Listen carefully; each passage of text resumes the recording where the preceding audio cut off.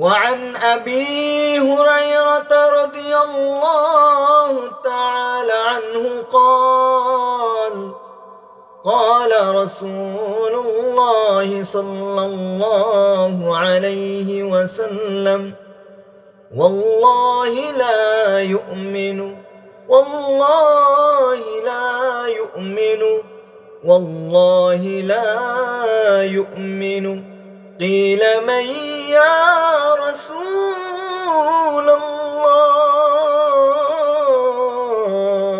قال الذي لا يأمن جاره بوائقه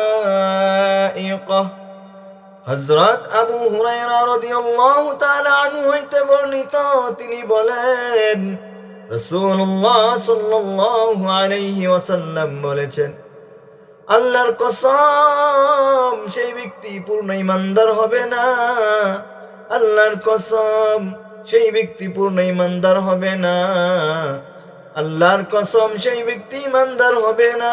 প্রশ্ন করা হইল, ইয়া রাসূলুল্লাহ সে কে?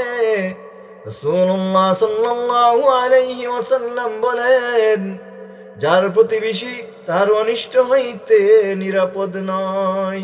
বুখারী ও মুসলিম শরীফ।